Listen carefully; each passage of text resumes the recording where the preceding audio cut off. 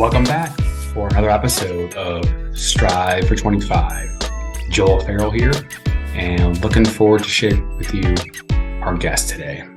All right, welcome back to another episode with Strive for 25 podcast. Joel Farrell here, and I have a guest that I've been looking forward to getting on here for a while. This is a longtime friend of mine, and her name is Ashley Brooks. She's a realtor, entrepreneur, real estate investor, and a couple other things she has going on there. But Ashley, please introduce yourself to our listeners.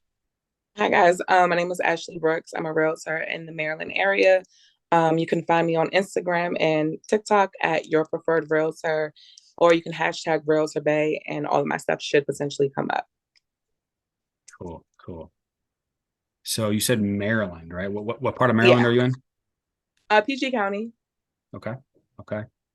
So, I wanted to have you on here because you've had your own journey with real estate and building, the foundation of a portfolio. You're a realtor and you're in this industry dealing with buyers, sellers, investors, and so you've got a unique perspective on that.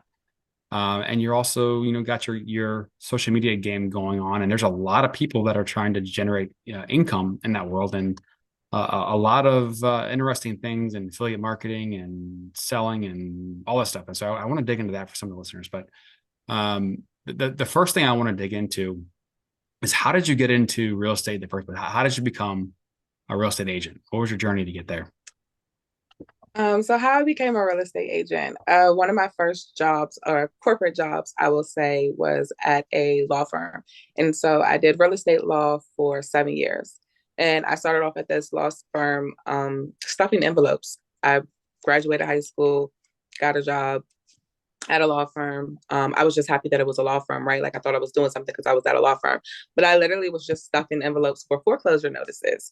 And it was at that job that I really learned that it's not necessarily a degree or what you know, but it's more so who you know and who's willing to vouch for you and move you up through a company. And so I became really good friends with all the attorneys, and any odd jobs that the attorneys needed done, any odd projects, anything along those lines where the average person didn't want to do, I would do it.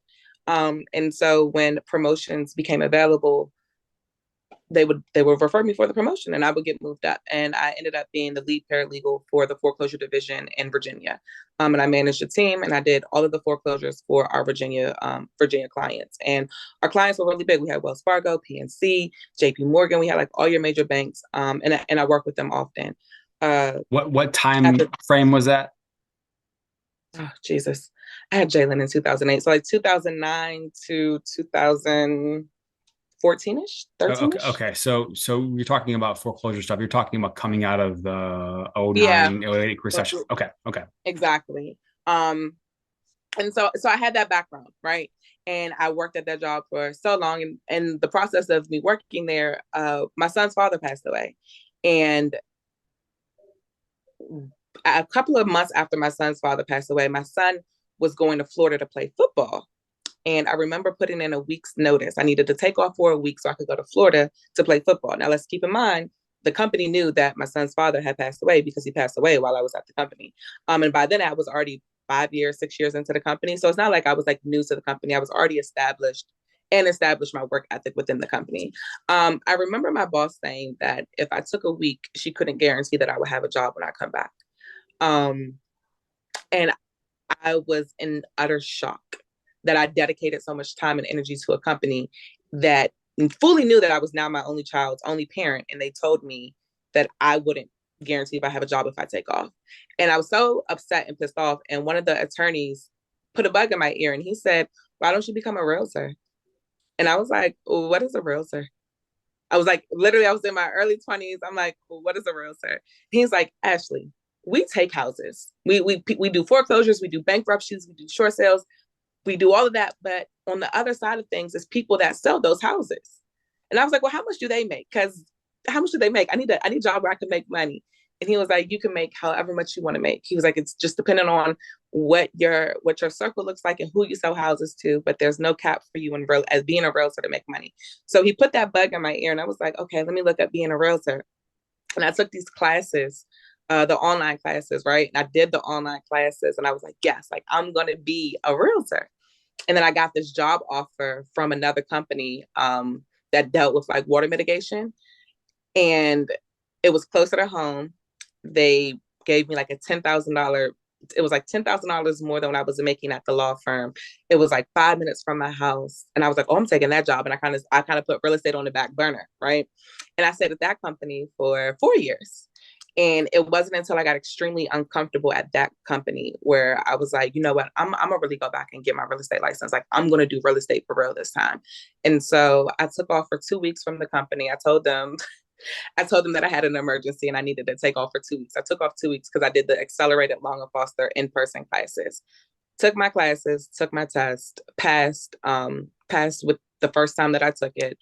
Uh, I was literally licensed probably with, I think it was like 45 days I had my license.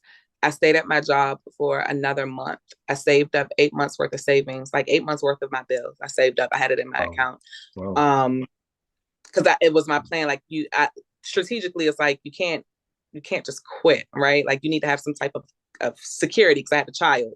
So I saved up. I had 8 months. My goal was 12 months, but I had 8 months worth of savings at the time. My manager had pissed me off, Joel, to the point of no return. Like I was so annoyed. I literally looked at her and was like, you know what?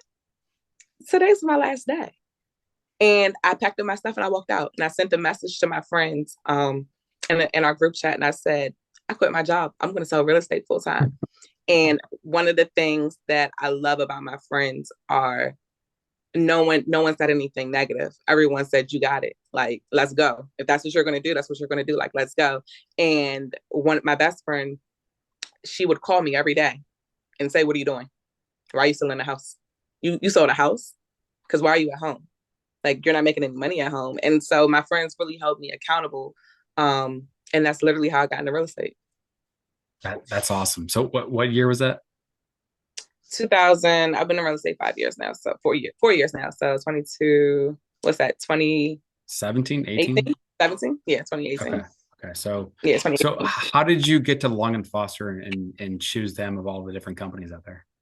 I did my classes with Long and Foster, and their office was across the street from my house. And Okay. so I Okay. was familiar with it and I kind of just picked it. And I will say, like, my first year in real estate was trash. I made $5,000 my first year in real estate. Um, Trash. Like, I was definitely questioning myself, like, did I make the right choice? Like, I went from making $65,000 a year to $5,000 a year. Like, I didn't make no money. Like, I didn't make any money. It wasn't until I got a mentor, but Lakeisha Washington. I used to Mhm. watch her in the office, and I used to be like, yeah, like I want to be like her. Like she's the number one agent. She got the Range Rover. She got the red bottoms. Like, child, I need to get with her. And and then I moseyed my way into becoming her assistant, and she mentored me, and she really taught me the business, and really got me going, and taught me contracts, taught me how to write proper emails and like all of these things that like I really was clueless about. She really molded me and transformed me into the realtor and the person and the business person that I am today. Yeah, I mean, like I know I've told the story myself, about my first job out of college. I got a job at Citibank. I was 23, had a degree, had econ major, math guy, numbers guy. Never thought I'd be in sales. And I didn't know what I was just interviewing for all kinds of crazy jobs. And just, this was 2005 and six. So the job market was a little rough, precluding the Great Recession. And Yeah. I didn't know what a mortgage was. Somebody got, I was working at the melting pot, and I had a couple of regulars that would come in. And this woman, Kim Dotson, if you're out there, thank you very much, Kim Dotson, would come in with her kids for grades. And one day she said, Joel, I'm going to try to get you interviewed in a job. I'm like, okay, that's cool. Let me know. And it was in the mortgage industry. I didn't know what a mortgage was. They didn't, even through my financial background, that stuff, the details of that stuff wasn't really taught along the way. So I showed up, had great training, and went on my way. But it's just there's just so much stuff out there that we don't really know about until once you actually get into it. Yeah, definitely. So you have a mentor, they show you the ropes, and then along your own journey, you buy your own house and start to kind of build your own course and path in real estate. Can you share us a little bit about that too? Yeah, so luckily I will say like that whole cliche saying about like you are what you hang around or have like that saying, it really does matter because my core friends or like my core group of friends will be a group of people that I met at the law firm, and to this day we are still friends. Actually, just went to we all went to the one of our friends' weddings in Puerto Rico, and I was the youngest in the group. So everyone at the law firm, they were already either had houses or they were buying houses. And so me looking at like what they're doing, I'm like, oh, like everyone's buying a house. Like I need to buy a house. Like if like one of my friends, he at this point had already had like three houses and he was selling his house in Southeast and then buying a house further down in Southeast. And I'm like, all right, well, I guess that's what we need to do. We need to buy houses. Okay, so I'm a realtor, and like being a realtor, it didn't initially correlate. Like, of course, my first year, like, oh, I'm a realtor, I need to have a house too, right? Like, I still was kind of learning, but having my friends buy houses around me and already being established, I was like, okay, like, yeah, like I need to buy a house. So I went and I did the NACA route because my credit was not the best. I didn't have horrible credit, but I didn't have like the credit in which I have now. I also didn't understand credit at that time the way that I understand credit now, right? So I went through the NACA program and I brought my house with a 590 credit score. Uh, and I came out of pocket. I think it was like $8,300 out of pocket. But with the program with NACA, for those of you that are not familiar, they typically go off of what you already pay in rent. So if you pay $2,000 a month in rent, then they're going to give you a pre-approval based upon a mortgage that would equate to $2,000 a month in rent. Well, I was paying $1,400 in rent. And along the way of my rental history, I've always paid like between 1,000 and 1,400 $1,400. Like that's always been my comfort zone. And so I was like, okay, well, if I buy a house and I want my mortgage should be $1,400. Like my mortgage needs to be $1,400 no matter what. Like we can make this work. And I so happened to find I wrote on over 30 houses. Nobody wanted to accept my NACA deal. And this was before like the market was crazy. Like I was writing Yeah. over. I was doing as is. I was going crazy trying to get these offers. Like a house would come on the market at 8 a.m. and I would be in the house by 8:30. Like I wrote so many offers and none of my offers got accepted until this one finally got accepted. And it turned out to be a great deal. It turned out to be a great deal. It was a 3 bedroom, 2.5 bath in Bowie with a garage. It was a condo, it was 2 levels. And 2 years later, come to find out I'm in a preferred zip code for Section 8, and my rental is double plus what my mortgage is. Um, and so when I brought the house, I definitely didn't have in mind Section 8. I just knew like the location was good. I had the 3 bedrooms, I had the 2.5 baths. It wasn't everything that I wanted, but I also knew that it wasn't my forever house, and it was just something that I needed to get started. And that's how I got into it. So there's a lot to unpack here. So NACA is a program that helped you with your financing to buy a house. You Mm-hmm. mentioned the 595 credit score, so they were able to get you approved based on your history, not so much the score. Mm-hmm. And from my memory, because again, NACA is only done by a couple companies. I think Citigroup is one of the companies that's eligible to do So NACA. yeah, Bank of America and Citi. So when you Okay. go through NACA, you will get your pre-approval directly for them from them. You personally don't deal with the bank at all. NACA is your liaison. Okay. So whichever bank decides that they're going to pick you up and send you through underwriting, that's the bank that you would get approved for. But then keep in mind, just like a regular mortgage, you get sold in the secondary market. So I think at this point my loan's probably been sold 2 or 3 times. So I'm definitely not with my original pre-approval was with Bank of America. I'm not with them anymore. I think I'm with like Sinlaw or somebody. Yeah. The process is also pretty different than the normal, mortgage or pre-approval process as well. So It is. It is not for the weak. It is not for the faint at heart. Um, okay. it is something that in regards to even being a realtor, like when I was doing the process, and I had told this to my counselor a few times, like the fact that I'm a realtor and I know the process and it's still extremely difficult and extremely frustrating. I can only imagine for a regular consumer that's not a realtor, that's not in the business, that doesn't know that they need a CD 3 days before they can close, like that don't know these things and they're not closing. It took me 90 days to close. 90 days to close. Okay. Okay. to close. And But and there's we know, and like we know 90 days to close is unheard of. I ended up yeah. prorating my seller's bottom number for the last 30 days. Okay. To compensate them for the delay. Mm-hmm. But NACA, it helps people get into homes that may not otherwise be able to get approved for a loan. So it has a huge amount of value. Process may not be simple or easy or seamless, but the rate The was value is also, definitely there, and the rates are cheaper. yeah, The I rates are think cheaper. I was at a 3.2 again before the market. Like I was at a 3 point. That was my rate. My rate is a what 3.2. what year was that? Was that 2019 or 20? Or do you remember what year it was when you got it? 19. 19. So I mean, I think rates were like in the fours at that point in time, off Yeah. my memory. So Yeah, like, because it's typically like a percent lower. yeah, yeah. So and at that time, we 3.25 wasn't even on the radar, for regular loans. Now coming out of COVID, we saw rates dip below 3.25, which had never been seen before.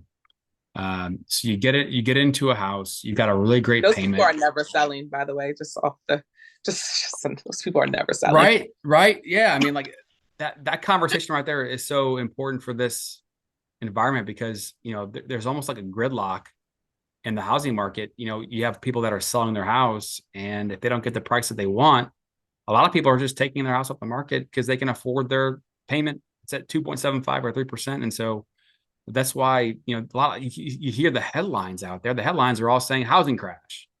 Not all of them, but a I lot of don't, them are. And it's like that, I don't agree with. I know that it's like we're they going do. another direction with the conversation, but Right, I right. don't necessarily agree with the housing crash. And the reason why I don't necessarily agree with the housing crash is because if we look at statistics and we really dig into the initial crash that happened, where and that's another thing that I would like to highlight. I'm 33. So, and I graduated in 2007. So in 2008 and in 2009, like when the crash and everybody was affected by that, I wasn't necessarily affected by it directly because I just graduated from high school. You see what I'm saying? Like, I don't really have any knowledge in regards to what occurred to make a crash. But doing the research, it's like the loans back then were completely different than the loans that we have now. Like you, no, the banks are not just giving out loans. Like if you're approved for a house and you get through underwriting and you get that stamp of approval, you went through hell and high water and you explained like the banks are running through your financials with a fine-tooth comb. We're not just passing out loans. We're not just passing out arms. We're not just passing out all of these different things that were once a norm. We're not doing that anymore. So the loans that they gave out, let's say within the last 2 years, right? Those 2.75 loans and those 3.5 loans, like, no, are they necessarily making any money on it in the secondary market right now? No, they're not. But that's why we're sitting at the 6.5s and the 7% because they need to correct themselves. The bank lent out how much money during the pandemic, right? They lent out how much money at a three Trillions? percent and they lent it out at a 3%, which means they're not making any money. They're not making any money. And so do we see a crash coming? No, we just see a correction coming. Like, and then the housing jumping, what, 20, 30, 40%? That's unheard of. We never saw that. That was not the norm. That's not the norm. So we are going back into this is now our norm. Like gas prices sitting at $4, that's now our norm. Like at one point in time, we couldn't believe gas was $2. We couldn't believe that gas was $3. And guess what it became? The norm. This is now the norm. It's not a Hmm. crash. Like a crash is when you got a bunch of foreclosures and a bunch of short sales and a bunch. You're not going to see people foreclose on a 2.75% rate. You're not. Yeah. You're Yeah, not, you're because you're you buying a right. house at you buying a house at $600,000, even if you did buy it above market value, right? Even if you did buy it above market value at $600,000, let's say it was only worth $50,000. Your rate, I mean, I'm sorry, let's say it was only worth 550 and you bought it for 600.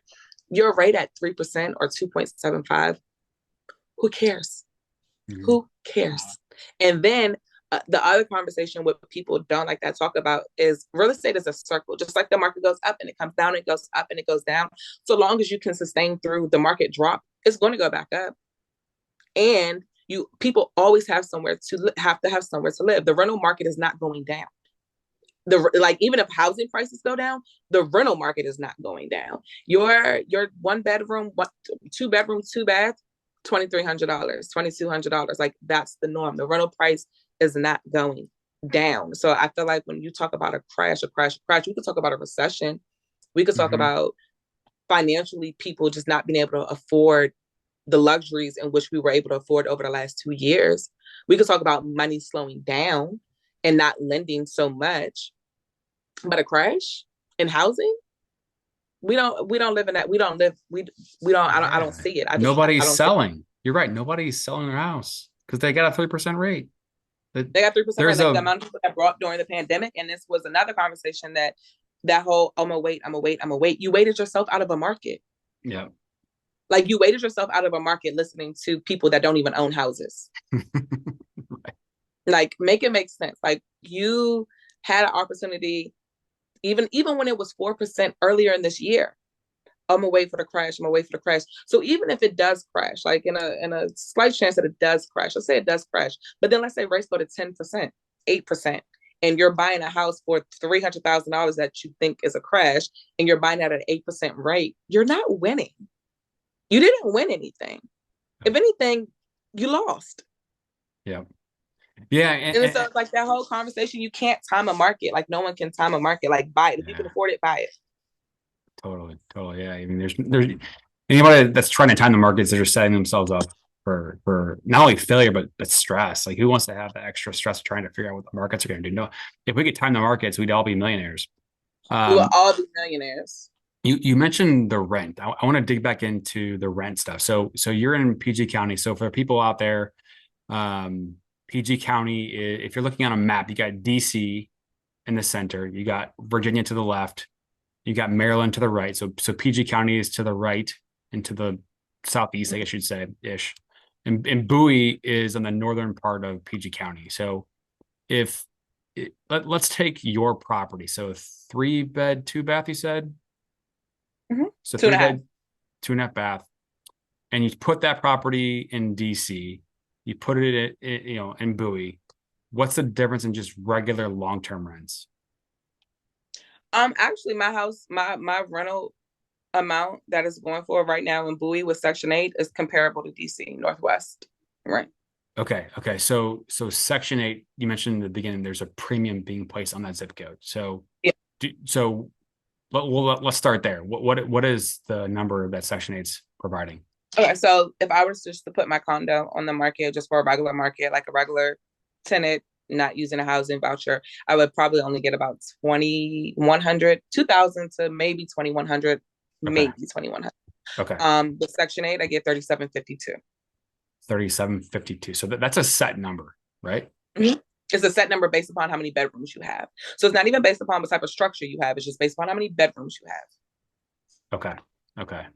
And then that same type of property in DC, regular rents would be how much?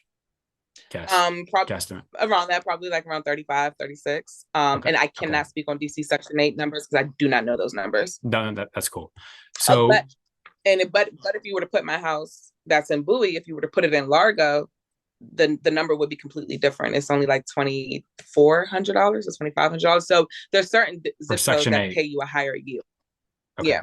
Okay. And this stuff can be found on public websites. Like I know when I was actually talking to you about stuff and looking at investment stuff for a couple of clients and even myself, I just typed in Section 8 PG Prince George's County, and I think it just popped up and I got to the actual grid. So it's out there to find decently easily. Or you can message Ashley. Where again? Where can I message you at? They have At questions. your preferred realtor. Yeah, your preferred realtor on Instagram. I check my DMs all day. So Cool. Cool. So you've got this property. It's currently rented at a Section 8, right? Mhm. And your payment was, do you want to share that? Do you want to share your cash Okay. flow on this? It's $1,500. And I rent it out for 3,752. So you guys can do the math. Okay. And you manage it yourself, right? Manage it myself. Okay. And because you're in real estate world, you can do the lease contracts, that world. So are there any other expenses that you have to deal with? I do put 20% aside just for regular maintenance, just for something, whatever may come up. Luckily, I haven't had any issues thus far. But when the time does come, should something come up, I take 20%. Do that. Of course, you pay your mortgage, you pay your condo dues, and then the rest is profit. So the 1,500, that includes your condo dues. Mm-hmm. Okay, cool.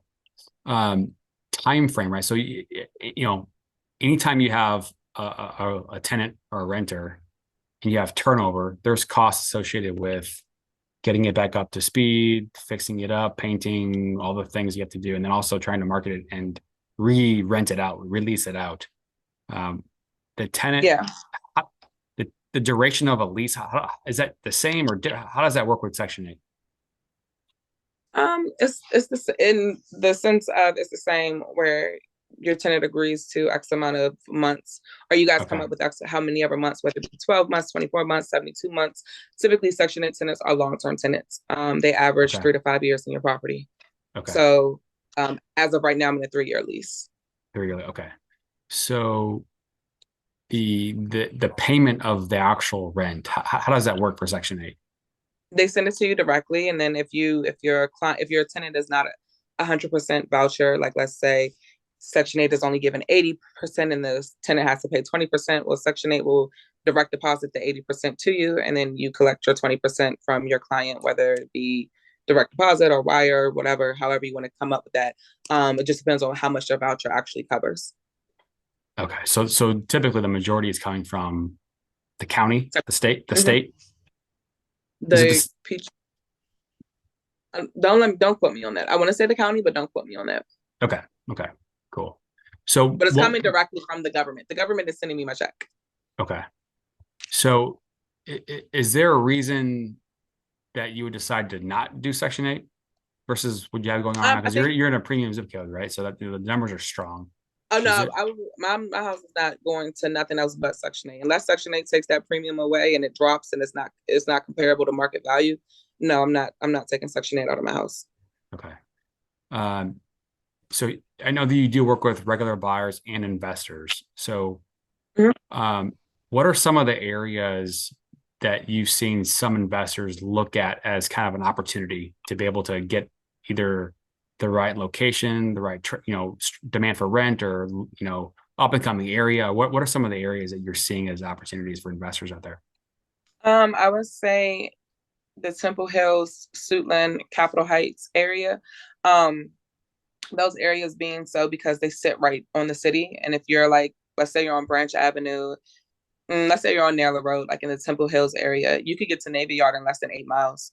And so if you can't necessarily afford to be in Navy Yard, but you can afford to be in Temple Hills, that's attractive. Um, and so just you know how the process of gentrification goes. So those areas border areas in which if you can't afford to live in Navy Yard, you might be willing to go down Suitland Parkway a little bit and live in Temple Hills, or live in Suitland, live in Capitol Heights. Capitol Heights sits right on East Capitol, so you could go straight up East Capitol and get to H Street in less than 15 minutes. I think all of the areas that are bordering the city right now, because the city is so expensive to get into. Okay, so you got the property that's currently leased out, and you're in the process of buying another house right now, right? Can you Yeah. walk us through kind of your mindset? This is kind of a little bit of an unusual or unique strategy of what you're doing here because you've got some unique living situation going on. Can you explain that for us? Um, so I have a tenant in there, and then I'm building a house. I initially tried to do resale. I couldn't find anything on the resale, and it was still during the time where rates were lower, so people were still paying above the appraised value. And being a realtor, I just wasn't willing to do certain things on an offer, and so I wrote on a couple, and I lost. And so I said, I'll just do new construction because with new construction, you pay your deposit, and the lot is yours. Uh, and so I decided to build a house in a school zone in which my son wanted to play football in. And so the house that I building that we should be moving into hopefully by January will be the house that my son goes to high school in. And then once he's off to college or wherever he's going, we're out of that house as well. So you go on to the next thing, and then at that point, do you plan to keep it, sell it? What do you Keep see it. as keep it and rent it Mm-hmm. out? Yeah. Okay. And so Keep when it you in say there. when you say build a house, what are some of the dimensions that you're talking about in terms of It's a three. size? Okay, it's a 3 bedroom, 3.5 bath, 2 car garage with a rooftop, so 4 levels townhouse. It's about 3,400 square feet. Okay, so 4 level townhouse, and this is also going to be in Prince George's County. Yep, in Upper Marlboro. Upper Mar set 20772 or four? Too. Two. Cool. Okay. So for the listeners out there that are maybe listening from cross state, what kind of price range would that put somebody at if they're trying to purchase a townhouse? In the sixes. Okay, In the sixes. cool, And cool. and before the people be like, oh my God, six for a townhouse. It's people pay different premiums for different lifestyles. I'm not a single family house type person. I don't want a single family house. I have no desire to really ever own a single family house. My next house after this house will most likely be a penthouse. Or if it's not a penthouse, then it will be a 3 bedroom condo, 1 level condo with all the amenities and rooftops and stuff like that within the building. Just for lifestyle purposes. It's my own personal lifestyle preference. I don't like yard. I don't like grass, and I don't want space. And like when people are like, I don't want to be so close to my neighbors. I don't mind being so close to my neighbors. It's just me. Like I don't mind. Like I want somebody to hear me through the walls. So somebody is coming in my house to get me. Like, so I think like when people say like, oh, I would never spend this amount of money for this, or I would never spend that amount of money for that. I don't get offended by that because it's literally life. It's a personal lifestyle. Like what I might spend $600,000 for, you might look and say absolutely not, and that's your prerogative because that's your personal preference within a lifestyle in which you want to live. So I really want to live in the city. I want to live in the city so bad. But of course, those us that have kids and being a parent, you sacrifice a lot for whatever your child's goals and aspirations are. And so I'm not living in the city. And so the compromise with that was I'll get a rooftop on a house in Maryland and feel like I'm in the city. That's awesome. Yeah. When I get back out there, I'm gonna have to definitely come by and check it out. Yeah. You mentioned penthouse, so fast forward the clock 5 years or whatever. Are you talking like National Harbor, DC? Like what would be an example of a? Like to not be in this area in 5 years. Like Jalen Oh, graduated okay. and he's in ninth grade. So we got 11th, 12th, 10th, 11th, and 12th. So technically 3 more years and he's out of here in 5 years. Once he graduates and we decide what school he's going to and where he's going and he gets set up, I would like to get out of here and I will be in California. Like realistically, I will be in California.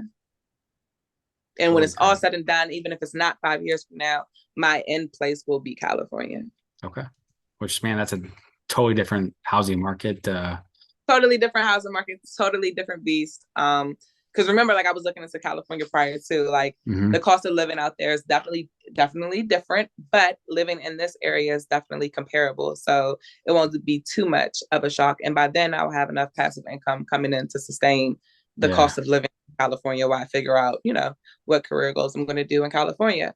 Um, but if I had to, like, if someone to say right now, Ashley, in this area, doesn't matter the cost, what would you do? I would definitely get a penthouse in the city, like Navy Yard, the Wharf. Would probably be my top two places. And I would be unbothered. And I would probably spend. I would be okay with spending like 1.5, like 1.5 to 2 on a penthouse would be realistic for me, and I would be completely okay with that.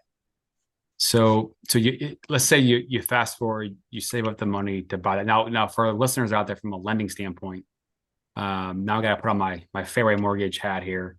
So the average, the typical loan limit in most areas is currently 647,000 and change.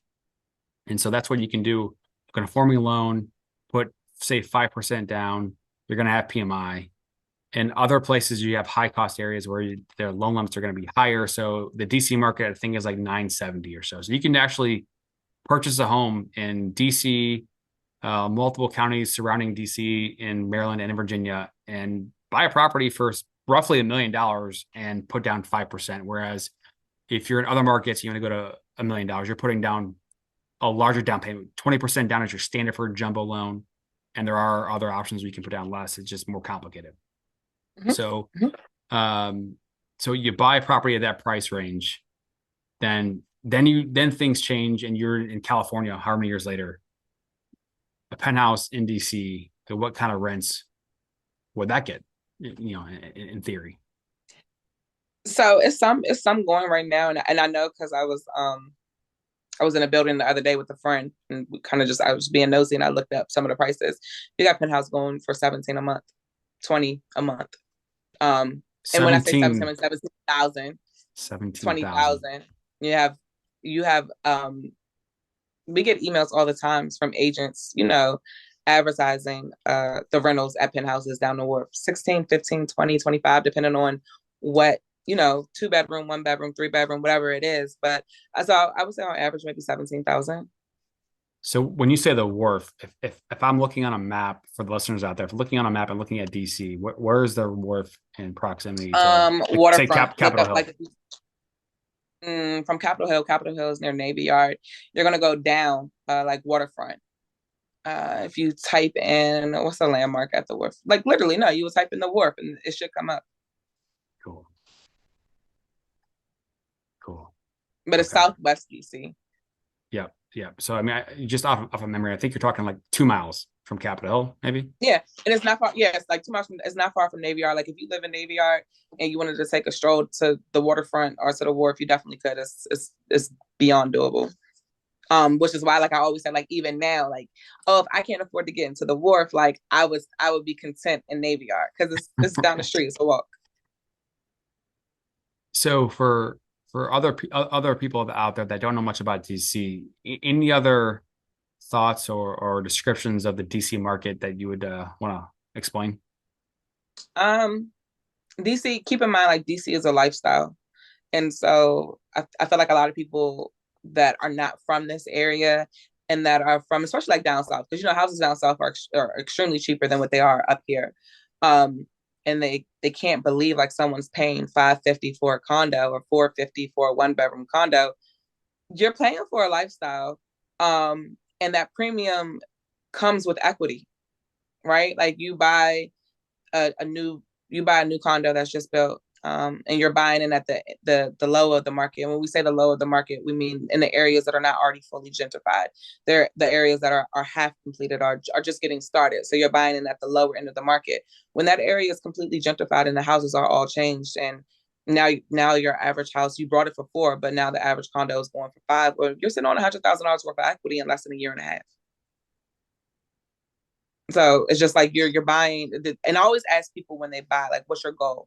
Like, is this your forever home? Is this your investment property? Is this a property that you're going to use to leverage to sell to take the equity and buy your next property? Like, what is your goal? Because everyone has different goals in real estate, and I think trying to conform people to, oh, buy and hold or buy and flip or buy and this, it's like no, like what do you want to do in real estate? Maybe you're not that person that wants to have a mass rental portfolio. Maybe you just want to buy a house in a couple of years, sell it and take that money and buy the next house.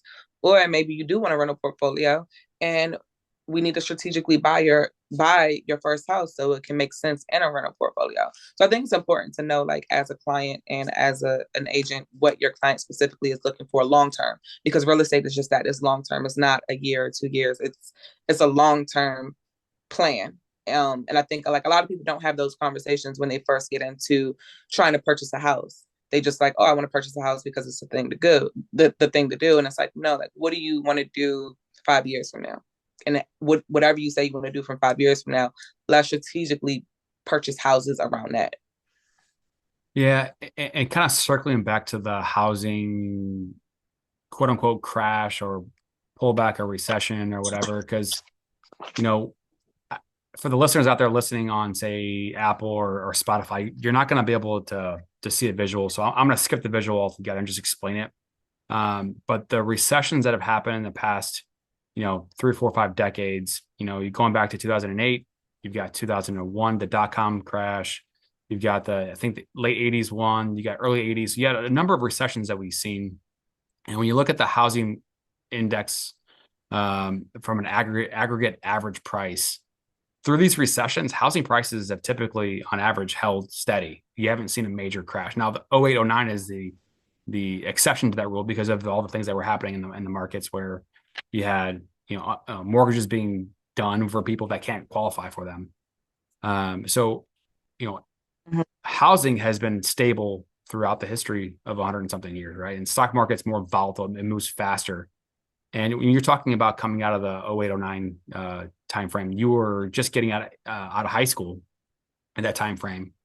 And everybody has their own Yeah. journey for investing, and it's something maybe haven't even started yet. Um, but like my own personal thing, like I started investing in 2007, right? I started putting money away in 2007, then lost half my little bitty account value in 2008, 2009. I didn't trust the markets, and that's just my own thing. And I look back, it's like, well, if I would have just doubled down and kept investing at that time, I would have been buying the dip, right? Um, Mhm. so that's unique. But there's a lot of people out there that they're not trusting the markets. The stock market hit a high. The S&P 500 hit a high last November in the 480 range, and now it's in the 370 range. I mean, it's lost 30% and it's going to rebound. It's just a matter of time. But there's a reason why a lot of investors want to invest in real estate, because at the end of the day, you can't panic sell Consistent. real estate, You right? can't, and it's consistent, and it's consistent, Consistent. and you always need somewhere to live. Always need somewhere to live, and the population is still growing, and there's limited amount of space in these major cities. And Yep. you know what's coincidental is this will air, this we're airing this on November 9th, right? I don't know when this is going to actually air, but recording this on November 9th. I had a conversation today with Jeff Badu. He's a tax advisor and entrepreneur himself, written a couple of books, and we were mapping out a scenario, talking about Jeff what. Bonds is Frank. No, Jeff Badu, he's in Chicago, Oh, okay, okay.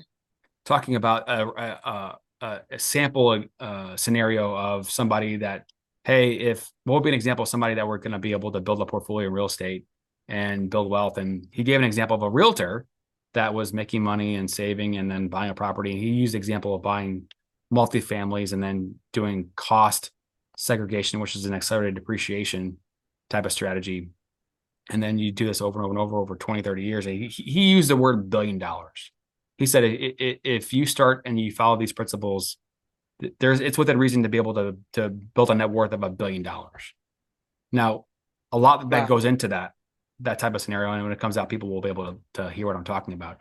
But the reason that I bring that up is that real estate is powerful. You've got cash flow, you've got appreciation of the values, you've got pay down of principal, with your renters paying for it. Obviously, there's a ton of risks that go into it in terms of being a landlord and tenants and things breaking down. But real estate is powerful, and when you've got time on your side, there's no better time than now to start looking into investing. And never will we tell somebody to put all your eggs in one basket, but it is a tool to be able to build wealth. Absolutely.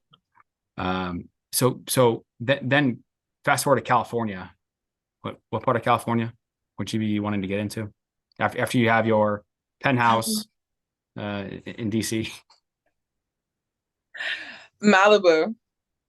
And if I'm not in Malibu, then like San Diego. Like San Diego's a vibe. I haven't been to San Francisco yet. I need to go. Actually, before I answer this question, I need to go to San Francisco. But without going to San Francisco, then it's like Malibu, San Diego. I don't even you could put me in Pasadena in California. I don't care. I love California. Like California makes me so happy. And thinking about California makes me so happy. Like California is a vibe. Okay. Okay. I've only been like twice, so I'll have to just take your word for it. Every time I go, I'm supposed to stay for like 3 days or 4 days, and I end up always extending it for like 2 weeks, and then I'm always like, oh shit, I gotta come back. Gotta get back to real life. But I love California. Like I am California's advocate. Like if California was a person to advocate for, like I love California so much. So one of the things that I almost forgot to dig into, it's the social media side of things. So Mhm. yeah, I gotta be honest. We're talking like $1 million properties and things like that, and like you're good at what you do. You've been building your business, you're building your network, and you've got this level of confidence. And when you've got multiple things going for you, it kind of feeds off of each other. And you're out there on social media doing your thing, and you're building your following, and also that's a pathway to be able to generate extra income. And when you fast forward the clock, 1 year, 5 years, all this stuff continues to build and compound. Um, Can you talk about that a little bit of what's how that all works and what's the opportunity in that world? Um, so I'm still like social media is still like a thing for me, right? Like I'm still trying to navigate social media and really like thinking like, oh, am I really a content creator or like am I really an influencer?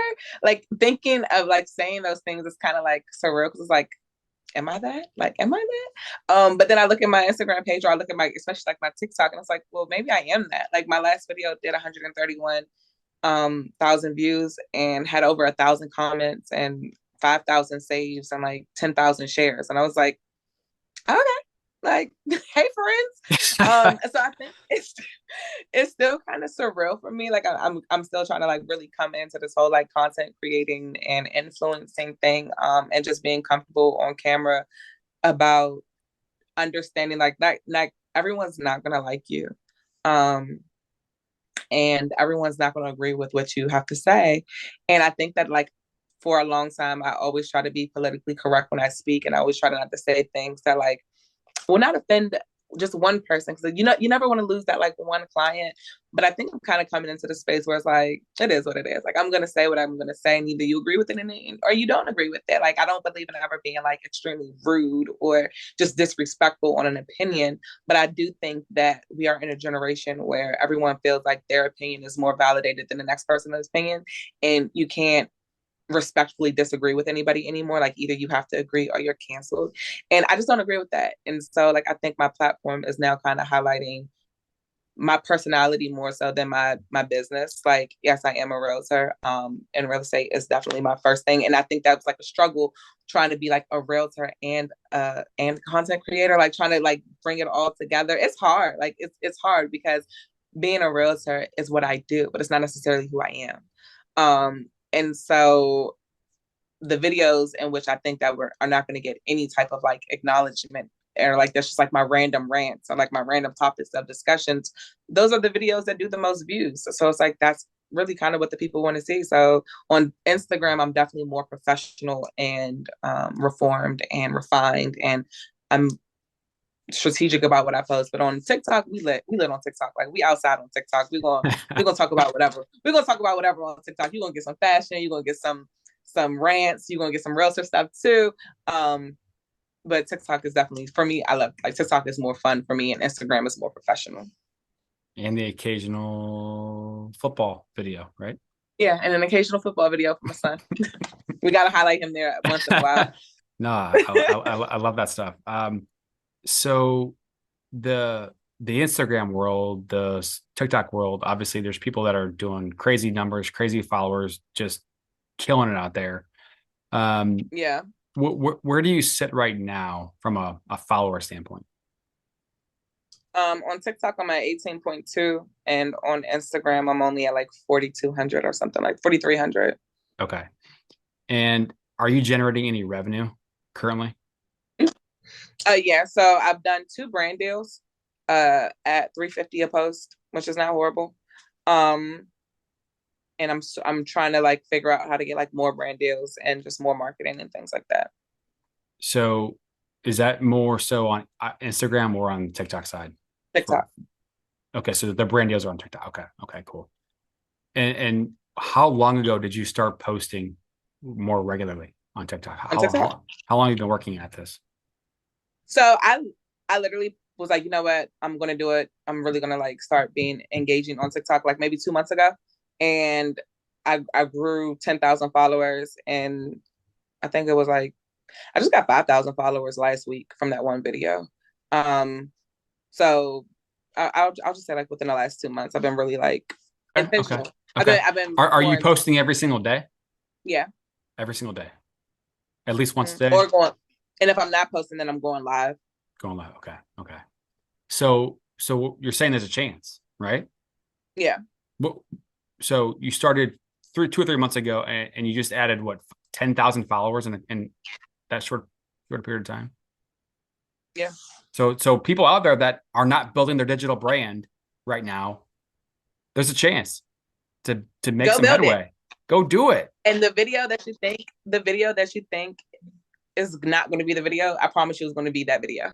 Don't wait for your hair to be done. Don't wait for your makeup to be perfect. Don't wait until you have the perfect aesthetic. Don't wait until you find the right outfit.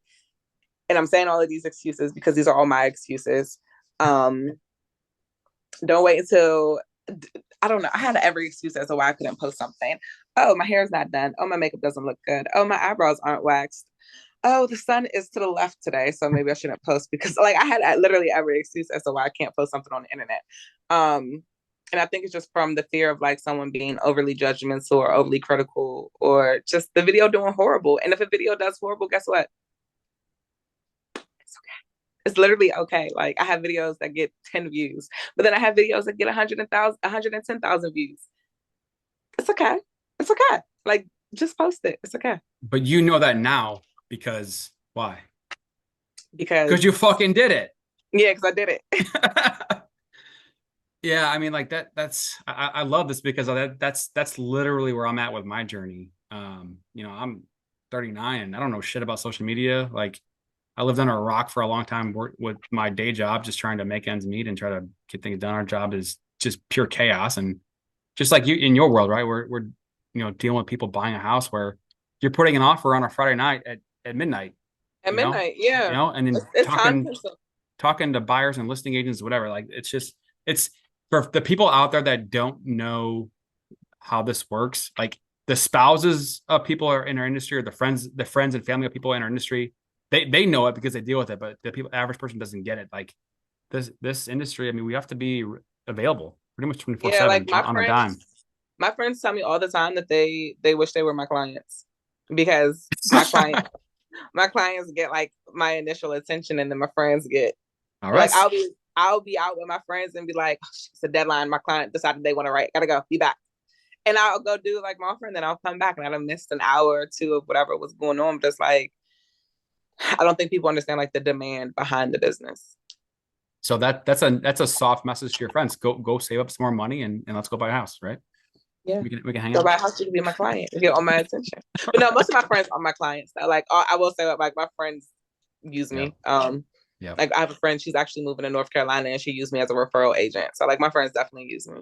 That's awesome. So And they definitely see the difference in like, oh, Ashley is a realtor or Ashley as a friend. Ashley as your realtor, I'm gonna answer the moment you send me a text message. Ashley as your friend, I might reply to you tomorrow. so all the people and friends out there that know me, that's Ashley's apologizing for me to all you people out there that haven't got a return message that are friends and family. I apologize. Yeah. So if somebody wanted to start their social media journey and just like figure out where to begin, what would be your number one piece of advice or what piece of resource to start? Figure out figure out your aesthetic or your niche. Like figure out what your page is going to be about. Like what am I going to come to your page and see? What do you want your page to promote? What do you want the world to know? What if that person has no idea? Then just record yourself doing everything. And just do it until you figure it out. Yeah, do it. Even if you have like a thought, like how many people go viral for posting their random thoughts? How many people are now famous because they don't do anything but talk about topics and display their personal opinions? Um,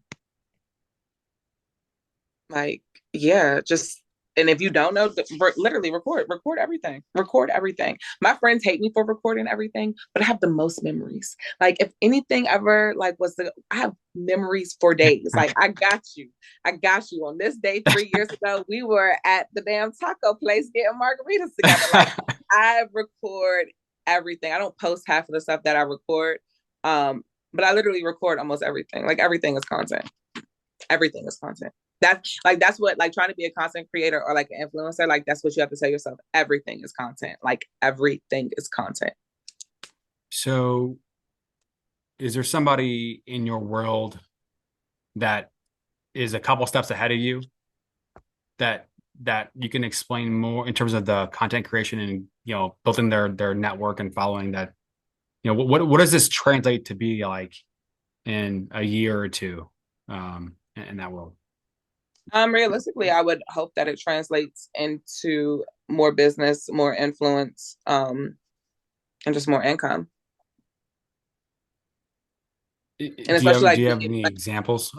So if I'm out there and I say, you know what, if I put all this time and energy into this, and I don't even know if it's going to work, but in look two at B. years, You could look at B Simone, like or Jazz Hilarious, or who are some other influencers? I'm horrible. I'm horrible with names, which is why when you ask me for names, I'm like, I don't know.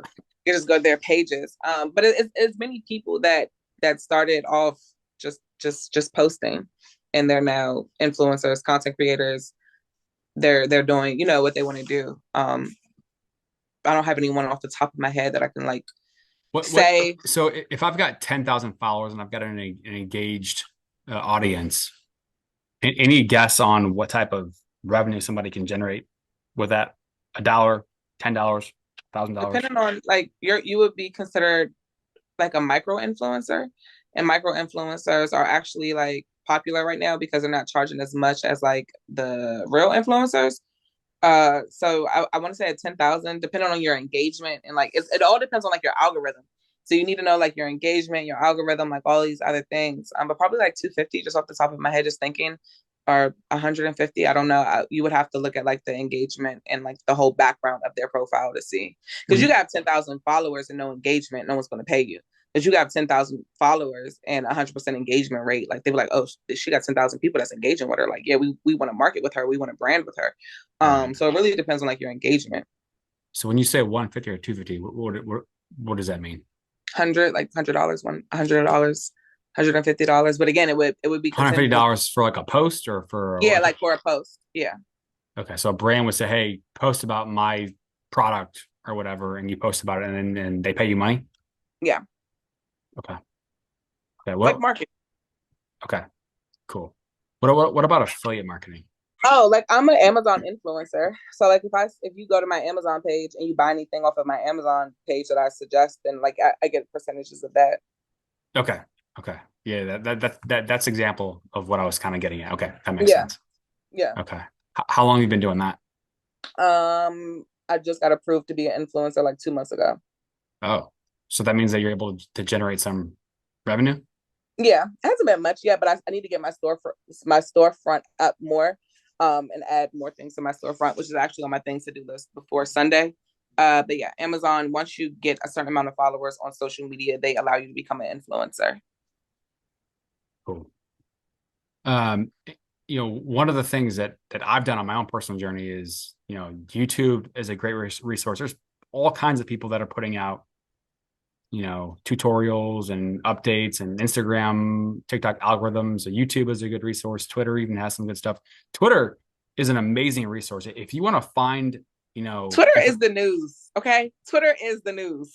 there are people putting out threads on all kinds of amazing topics. If you want to be able to lose weight, you want to be able to build your audience, you want to be a solopreneur. I never heard of solopreneur before until I think his name is Justin Welsh, Clint Murphy. There's a couple of names out there. These names may not ring a bell to anybody out there, but the message that these guys are saying out there is, if you want to be able to build an audience on Twitter, like pick one or two or three messages and Mm-hmm. just say it over and over and over and over again, and just say it in a different way, say it from a different angle, say it from a different perspective, and just say it over and over. They do a thread almost every single day, or maybe it's a week, but they're posting about the same thing over and over. Like, it's not like this anything that's rocket science. It's just they do it every single day. Dang. And they have a call to action. They've got, certain things that they do, et cetera. And there's a whole, blueprint to this. But I guess the message is just do it, right? Do it Just every day. every day. Just do it. Every day. Okay. Okay. I mean, it's that simple. It Just really do is it. that simple. Just do Just it. do it. But I Just do think it. but that's also half the battle is just doing it. Yeah, yeah. I could go on my own little rant here about that because life is so hard. When we talk about distractions, and you've got a kid, I've got, twin boys that are 3 years old, and That's insane. like my day is jam packed. But like I you never know how much time you have until you have kids, because when you've got kids, like, oh shit, I don't have time. Yeah. And like I find myself doing stuff at all hours of the day, it's like, I got to get that done. I got to get that done. And I'm doing shit that like I never knew I'd be working at 9 o'clock at night or 10 o'clock at night, 11 o'clock at night over and over because I have They're to. sleeping. You have time. They're sleeping. Yeah. And Yeah. it's like when you have big goals and your goals and your vision are strong enough, like the how figures itself out. When your why is strong enough, the how figures itself out. And that's the reason why we're here today, talking on a damn podcast. Like I posted a reel every single day since July 12th. So you got me in touch to a gentleman on Instagram that's built a pretty good following. His name's Chris Perry, Oh yeah, I know, Chris. and he has an online, reel course that I purchased, and it was good information. It was a great starting point, but a couple other things that was going on in my life and things I was reading that got me to the point where, like, you know what, like I'm just gonna do it. My motto has been shitty content is better than no content. If Yeah. I get if I get 10 views, okay, that's fine. Just gotta figure out what I need to do better the next time, or maybe it's the right message or the right visuals or the right hook or whatever, and you just keep getting better and better and better. And I posted a reel every single day, Hmm. and I just hit over 500 followers on Instagram. But like that might not seem like a lot, but it's been not even 4 months. And Yeah. So you're averaging like 100 a month. yeah, so but what if I keep doing it for a year or five or whatever, and then it all just makes sense and happens and compounds and whatever. And so like that's why I love saying this out loud. Like somebody like yourself, you've got this momentum going, and you've been able to generate a following of 5,000 or 10,000 followers in addition to what you had before the last 2 months. Like that same type of momentum that you do a year from now. I mean, you may be at 20,000 followers or 30,000 followers or whatever. It all started with one post. Yeah. Literally just one post is where it Just one started. post. Okay. Okay. Rants over. Um, what else? What other advice would you give to somebody in their 20s? Because you off air, you and I were talking about how millennials versus the next generation. I guess it's Gen Z. And I was saying that some of the statistics, and don't quote me on this, I think the average age of first time home buyers is been going up. And I think maybe it's in the low 30s. Again, don't quote me on this, but in Mhm. your circle, in your network, can you kind of share with us a little bit about that differentiator of buyers, 20s and 30s, that age range? I would need to look at the numbers. Forget the numbers, but you were telling me that there's people that are in that lower level that are that are Yeah, that are making there's moves. definitely people in their 20s buying houses. I think the people in their 20s are hopping on way earlier than what we did, and catching on very quickly. And when they get into their 30s, they're already going to have an established real estate portfolio. Because a lot of people are buying houses in their 20s now. And again, I think that does come from social media and the financial influence of people talking about buying and people talking about purchasing and people talking about passive income. We didn't have that growing up, and they see it nonstop. So I think that is a positive for their generation, and a positive and interesting to see like what the real estate market will look like 10 years from now when all of these people that are in their 20s have brought their houses and how many houses they have when they're in their 30s. Again, because they started way earlier. So that person that's in their early 20s that's buying a house versus somebody that's say 30 that hasn't bought their house yet, because the longer that you're in your profession, the more experience you have, the more you can generate income and hopefully save money. How is that younger generation getting ahead like that? What are some examples that you're seeing people to be able to get ahead so early? Tech, the tech industry is going crazy. Tech. Um, a Okay. lot of people are a lot of people are in the tech industry, and the financials in the tech industry are allowing them the affordability to go out and buy a $450,000 condo at 23. Damn. So just from just what I'm seeing from clients that I've worked with and people that I know, like the tech industry is insane. Ooh. Apparently, Okay. Okay. So if you're in the tech world and you want to buy a house in the DC market and you want to build a portfolio, you need to call Ashley Brooks. Am I and then right? even I mean, like even from your standpoint, from as a mortgage, I mean, you dig into the financials way more than like I ever would. What are you seeing in regards to pre-approvals? Like what are most people's occupations in this area? You do a lot of business in this area.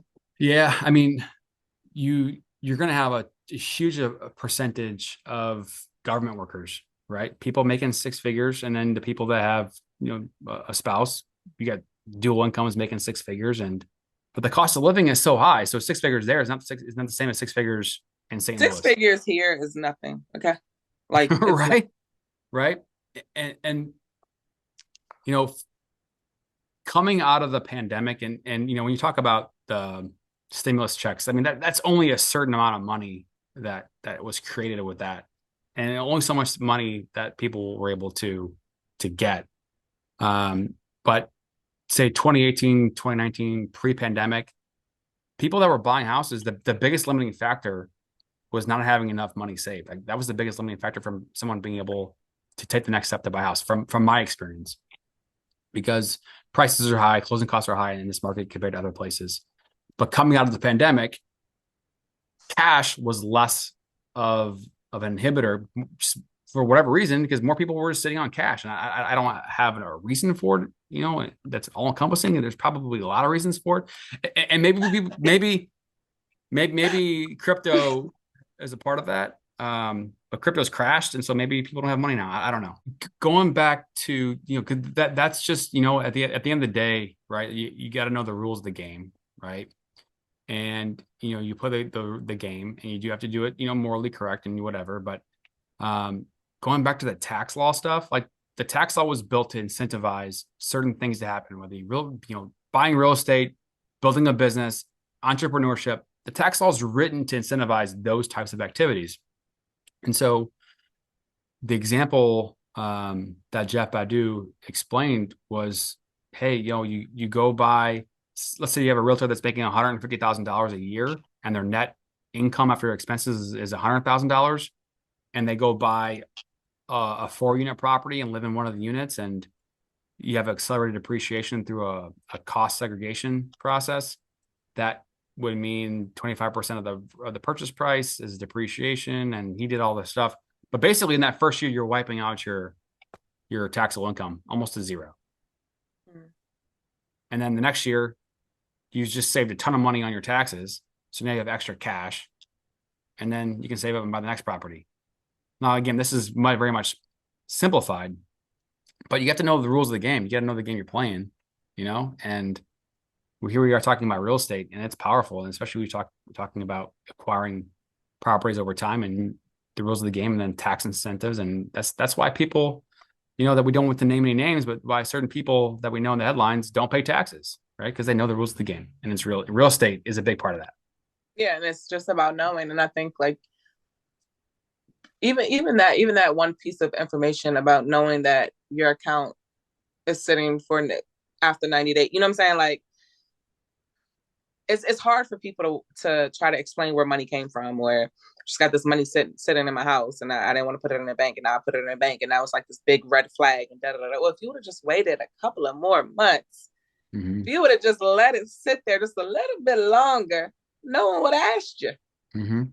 And Well, so sorry. no, and so I was gonna say like it is important for people to really know, like, and that's why it's important to talk to somebody that's in the business, that knows the business, that can tell you, hey, you want to purchase a house? Hey, cool. What's your bank account look like? Oh, hey, cool. Oh, your mother's going to give you $30,000, is she? Where did that $30,000 come from? Because let's go ahead and deposit that now. Let's spin the block in 4 months, unless your mother is willing to disclose her entire bank account, and then unless that person is willing to disclose their entire bank account, because all money has to be traceable. And I think that's where like a lot of people miss the mark on with purchasing houses, is Mm-hmm. not really understanding that every single penny has to be traceable. And so if you are using Cash App, if you're using Zelle, if you're using Apple Pay, if you're using anything that's going into your account, they need to know where that money came from, period. And the minute you start having these type of transactions, you're given underwriting red flag. We want to send underwriting clean files. We want underwriting to not ask us no questions. We just want them to look at it and say, okay, which is usually never the case. But the less red flags, the better. And large deposits from people are immediately red flags. Totally. And putting back on the mortgage hat, from some of our conversations with some investor clients, who may have returns that don't look very strong as a self-employed borrower. and they have got the cash, well, there's other types of loans out there for somebody to be able to qualify for, whether it be, a DSCR loan, which is an investment property loan where you're using the cash flow and not the actual person's income, and even into commercial lending where, in these loans, they don't also, the source of the funds aren't as important as a part of the process. And I'll leave it at that. Yeah. But there's a lot of tools out there to be able to acquire real estate. But having the cash is, in my opinion, the biggest piece of the puzzle. If you can have the cash figured out to get there, a lot of the other things will fall into place in some form. I So, agree. we're running out of time here. I would say yes, 3:30. Didn't realize it was 3:30. Yeah. So, any other last pieces of advice you want to give to an aspiring entrepreneur or real estate investor? Outside of just do it. That's it. Just do it. Don't overthink it. Just do it. Just do it. Figure it out later. Okay. Yeah. Okay. Where can they find you again, Ashley? Your Preferred Realtor on Instagram and Realtor Bay on TikTok. But Your Preferred Realtor is, once you search that, you should be able to find me immediately. Okay. All right. Well, thank you so much for spending some time with us today. I'm looking forward to having you on again sometime very soon. All right. I will talk to you later. All right. See you, Ashley. Bye.